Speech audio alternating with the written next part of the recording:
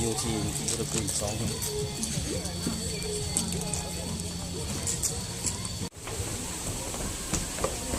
สบายดีเนาะวันนี้มิสเตอร์ไซหลังจากที่ว่า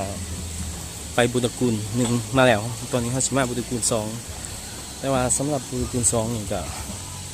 คนโบราณทอบุตรกุล1เนาะบรรยากาศเป็นลักษณะเงียบมิดเนาะสังเกตจากจอดรถไปหนาเคี้ยวเนาะ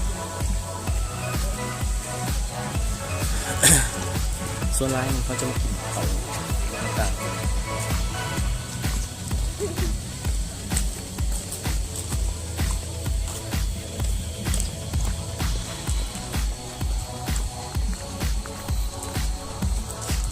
ที่ว่าเป็นคือสิเป็นเห็ดใหม่เนาะ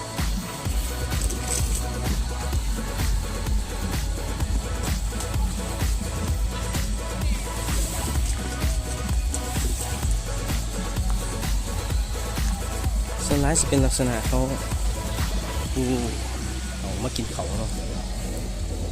ที่ว่าอากาศบรรยากาศอย่างเงียบนิดเนาะ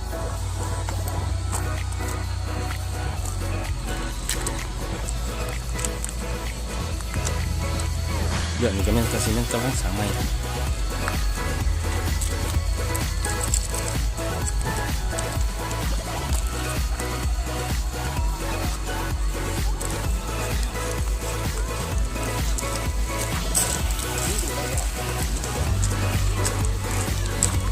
ส่วนไร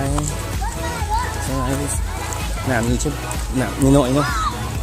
เป็นลักษณะหนามคังอะไรกว่าแต่ก็มีจุดโดดอยู่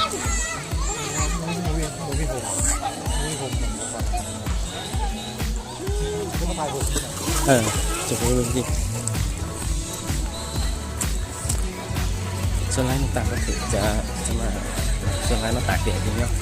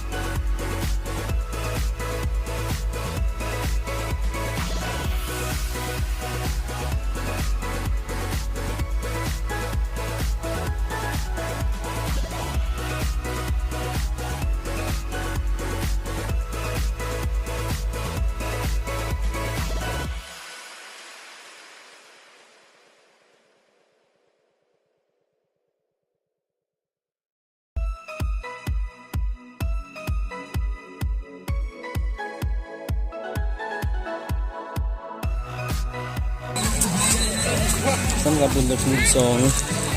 จะเป็นสิ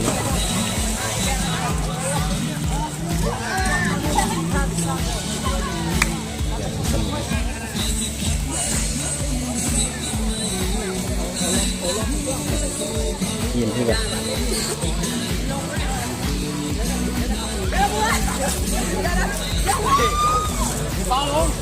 ชื่อว่าบัสมิง